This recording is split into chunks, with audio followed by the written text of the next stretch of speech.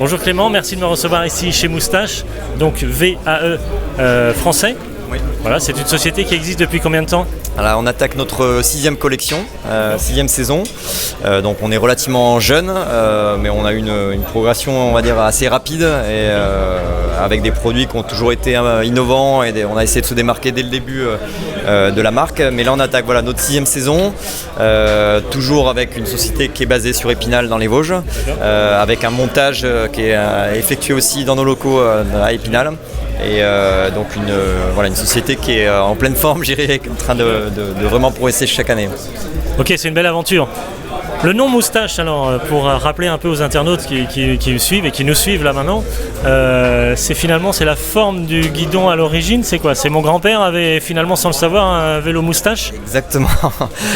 C'était un petit peu l'anecdote par rapport au guidon moustache, effectivement, qui était un guidon donc, typique je dirais, des premiers vélos avec cette forme assez caractéristique, qui a été un peu le point de départ d'un des premiers vélos qui était l'Indic, un peu un vélo iconique chez nous dans la gamme, qui a cette forme moustache qu'on a revisité, qu'on a modernisé complètement et qui existe toujours sur certains de nos vélos, notamment les vélos urbains.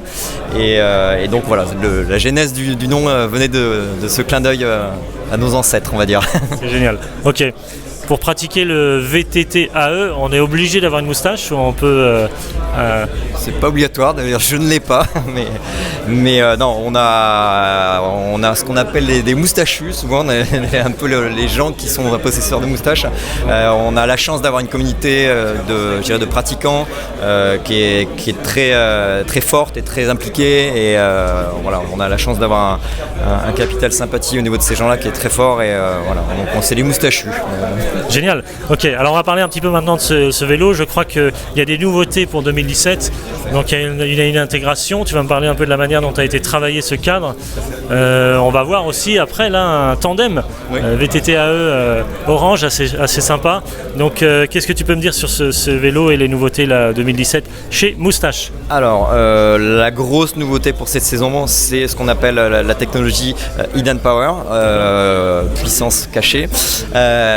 Sur lequel en fait c'est un projet de longue date, parce que ça fait 2 ans qu'on travaille sur cette problématique là, d'avoir le moteur Bosch qui pour nous est le meilleur moteur sur le marché, mais avec la problématique d'intégration des différents éléments, donc bloc moteur et batterie, qui aujourd'hui qui est un petit peu compliqué avec le moteur Bosch.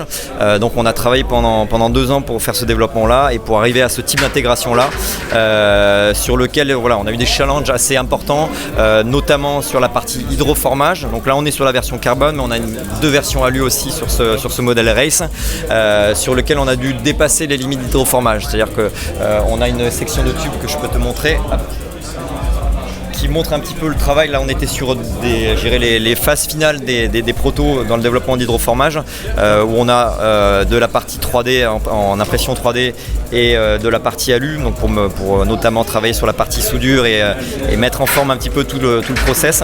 Mais il y a eu un gros challenge sur l'épaisseur des tubes, c'est-à-dire qu'il a fallu qu'on pousse les limites de l'hydroformage en termes de pression, pour pouvoir avoir une pression très importante pour arriver à ces finesses au niveau d'épaisseur de l'alu, et intégrer, je dirais, la batterie Bosch au chausse-pied pour que ce soit le plus compact possible, pour que ce soit le plus bas en termes de gravité sur le vélo, et du coup apporter plus de dynamisme, plus d'agilité sur le vélo, et bien sûr une esthétique qui est beaucoup plus soignée par rapport à une batterie classique qui est posée sur le tube diagonal assez classique. Donc là on est vraiment dans quelque chose de totalement intégré. La batterie reste accessible quand même ?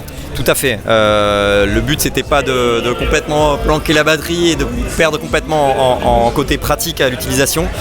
Donc on a simplement un petit cache qui est assez ingénieux, qui permet de complètement couvrir et protéger la batterie, mais on a toujours les accès au niveau du verrouillage par clé, au niveau de la charge, donc avec l'accès par la charge qui est de ce côté-là du vélo. Donc on ne perd pas du tout en côté pratique, mais encore une fois on gagne en dynamisme et en esthétique sur le produit. Alors est-ce qu'on peut finalement sortir la batterie pour la recharger ou est-ce qu'on branche le vélo pour le recharger? Alors, les deux sont possibles. On peut aussi bien charger directement depuis justement la petite interface qui est de ce côté-là, charger la batterie avec la batterie sur le vélo ou simplement enlever la batterie comme sur un vélo classique Bosch. Donc ça c'est pas un problème du tout. Ok, en termes de motricité, en termes de rendement, en termes de capteur de puissance, le moteur Bosch fonctionne comment? Il y a plusieurs modes, c'est automatique. Comment ça fonctionne? Alors en fait voilà, effectivement le gros avantage du moteur Bosch c'est vraiment la rapidité du moteur à analyser la cadence, à analyser le couple qui est appliqué au niveau du pédalage et du coup ajuster l'assistance en fonction. On a quelque chose qui est très progressif, très souple au pédalage et qui est vraiment très efficace en termes de rendement, en termes de capacité de franchissement. Pour une pratique VTT, pour nous, on a vraiment le produit le plus abouti pour nous sur le marché.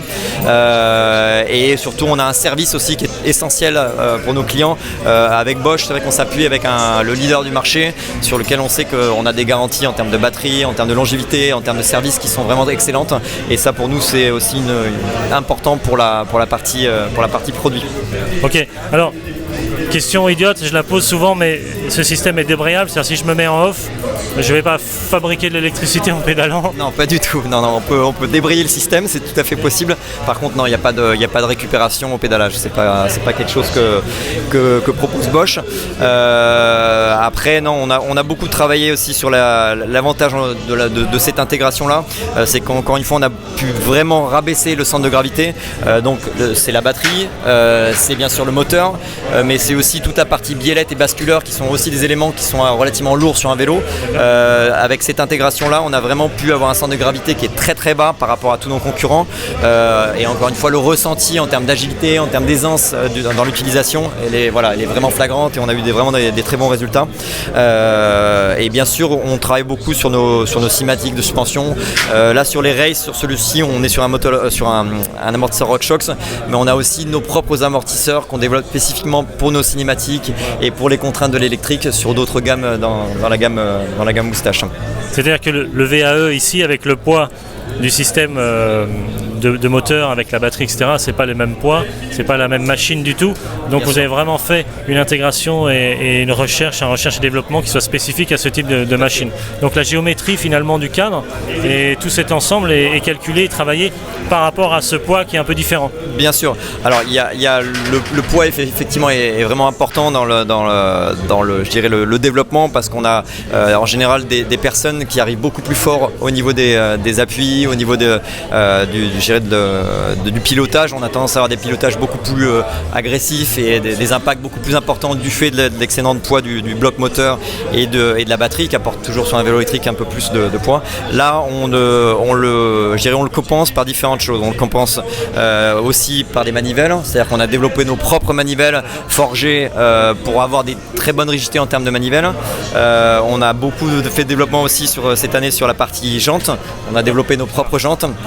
Voilà, ça c'est plein de petits détails, je dirais, qui mis bout à bout, c'est une réflexion vraiment globale pour arriver à quelque chose qui soit totalement abouti et pas seulement que sur le cadre. C'est vraiment un ensemble d'éléments qui fait qu'un vélo va être dynamique et va avoir un comportement sur le terrain qui va être performant. Ok, donc c'est très cohérent, c'est une étude globale et c'est pas juste on rajoute une pile et un moteur sur un vélo existant. Exactement. Est-ce que tu peux me montrer alors ces jantes, cette nouvelle étude? Alors, sur la partie jante, quand on a donc sur cette partie vélo intégrée donc avec la technologie Eden Power, on a apporté en plus cette année le 27 Plus qui est un standard de pneus qui est très performant et très pertinent pour de l'électrique parce qu'on a beaucoup plus de motricité, beaucoup plus de grip, un excédent de confort aussi, donc on a tous les atouts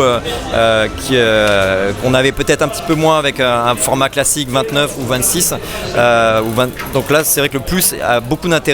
On a passé beaucoup de temps à rechercher les pneumatiques en 27 Plus parce qu'il n'y avait pas un choix encore qui était gigantesque, qui était le plus performant, donc on a passé pas mal de temps à tester différents pneus, mais on trouvait très dommage d'avoir des pneus qui étaient très performants, d'avoir un châssis qui était très performant, mais d'avoir une jante qui n'était pas à la hauteur en termes de rigidité et en termes d'assise notamment du pneu. Donc un petit peu comme beaucoup d'autres projets chez nous, quand on ne trouve pas les choses sur le marché en termes de fabricants, on fabrique nous-mêmes. Donc là on a une jante du coup qu'on a développée couché, qui est une jambe en 35 mm, qui a une forme un petit peu, je dirais, diamant, donc qui est très très rigide. On est monté en tubeless d'origine sur tous les produits, et surtout il y a une rigidité qui est vraiment différente par rapport à une jante classique, mais qui est quand même de marque que je ne citerai pas, qui est très utilisée par beaucoup de nos concurrents.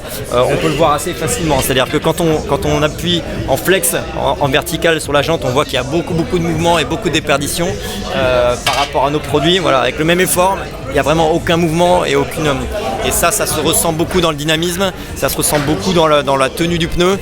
Et donc c'était vraiment un élément qui était essentiel pour nous. Le train roulant, c'est une partie qui est vraiment essentielle dans le comportement général du vélo.